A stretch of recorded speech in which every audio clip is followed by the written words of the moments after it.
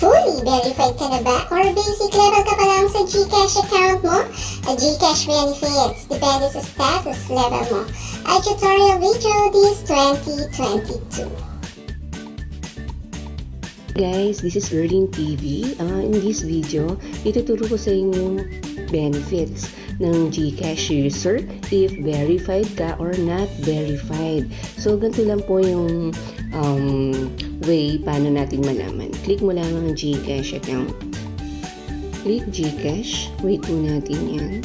So, kung wala ka pang Gcash, mag-download ka na sa Play Store or sa App Store nang magkaroon ka ng Gcash account. So, dito, enter your PIN. Yan. So, you can see, in-enter ko na ang PIN. Wait natin. So, dito sa ating screen, makita nyo ang aking available balance na iyan. So, punta tayo sa profile to view the benefits. So, click profile sa baba. So, makita po natin dito yung basic levels, semi-verified and fully verified. So, ako po ay fully verified na. Bibigyan po natin dito, check natin yung overview or difference ng basic level, the semi-verified and the fully verified. Ano po ba yung in-offer sa atin pag tayo po ay fully verified na or not? So, ibibigay natin yung benefits dito sa may kaliwa. Pindutin mo ang view benefits. Wait natin. So, nandito ang verification levels. About verification, Bangko Sentral ng Pilipinas requires all financial institutions to perform a few simple steps to protect against financial crime and to ensure your account security. It should only take a few minutes. So, dito, makikita na natin yung account features. Account type po natin, basic ba siya or fully verified. So, if ikaw ay nasa basic level pa lamang or hindi ka pa verified, makikita mo yung check mo dyan. Ang pwede mo lang ma-access sa Gcash ay ang buy load, offline cash in, pay bills, pay QR. So, eto lamang po, 4 ang possible na magamit mo kung hindi ka pa pala verified. Pero, user ka na rin ng Gcash. So, possible, pwede ka na makabayad ng mga bills mo, makabay ka ng load, pero hindi ka dito makaka-cash out. So, ang gagawin mo lang kung merong laman yung Gcash mo, magbabayad ka lang talaga sa load and pay bills and pay QR for payment only, not for cash out. Hindi ka makaka-cash out pala dito. So, makita po natin dito.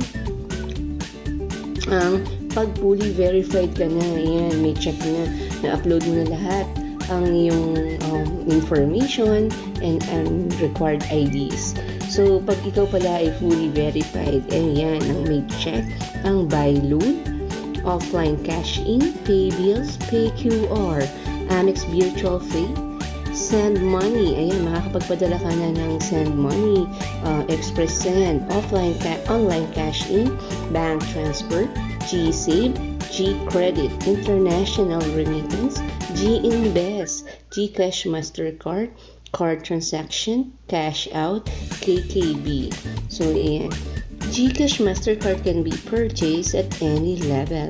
User can KKB request money at any level. Only fully verified user can pay a KKB or request. So, imagine, dami po palang features ng Gcash ang iyong ma-avail once na ikaw ay na fully verified.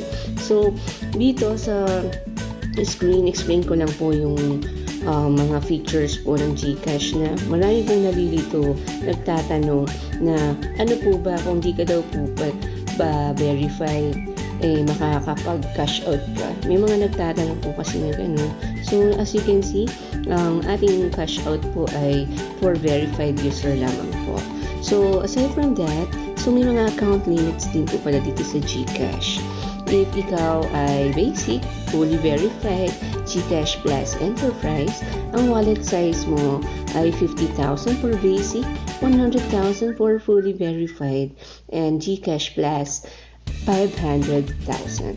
Ayan po yung limit, maximum limit na pwede mong ilagay dyan sa yung Gcash account. So, incoming limit natin sa daily, no incoming limit, pare-pareho po sila.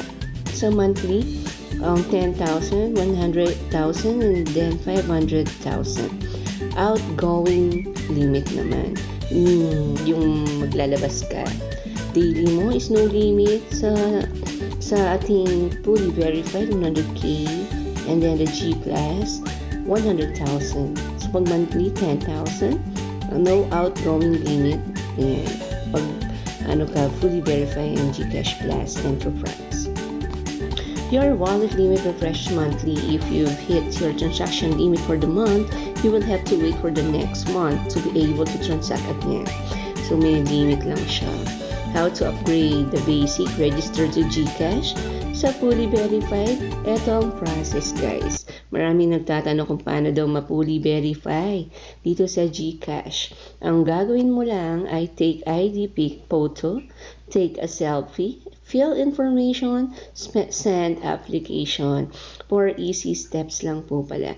Napakadali lang po pala nito. So, i-follow lang po natin yung steps or procedures kung paano tayo mapu-fully verified.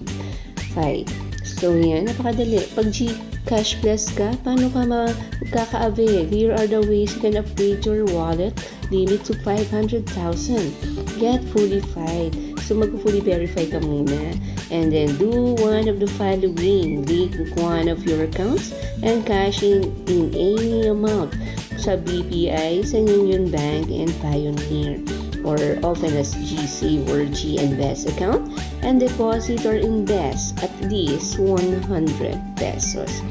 So, yan. Nakita na po natin ang mga content ng verification levels dito sa Gcash. So, I hope nagkaroon kayo ng additional knowledge or information regarding the account pictures, account limit, and then how to upgrade your Gcash account from basic to fully verified, from fully verified to Gcash Plus. So, nandito lang po lahat. So, kung ikaw ay nalilito, i-check mo lang ang view benefits ng Gcash. Nandito lahat ang information. Paano i-clarify sa'yo ang paggamit ng Gcash digital wallet. So, I'm done with this video. I hope nagkaroon kayo ng additional knowledge or details regarding this po, na hindi po kayo malito and maging kayo, ma-follow nyo lahat ng mga given instructions dito sa Gcash na from basic po to fully verified, and dun nga po sa may E+, ma-follow po natin na maayos and maging successful ang ating registration dito sa Gcash. So, thank you for watching, and I hope po na magamit nyo po ito sa pag-upgrade ng inyong Gcash account. Magamit nyo sa mga transaction nyo, sa buy loads, sa other features po ng Gcash. Magamit nyo po ito effectively. So, I'm done with this video, and thank you for watching my tutorials dito sa YouTube, and don't forget to like and subscribe my channel. Click the notification bell para lagi po may updated sa mga susunod ko pa pong tutorials dito sa YouTube. Thank you for watching, and this is Erlynn. Have a good day, guys. Bye!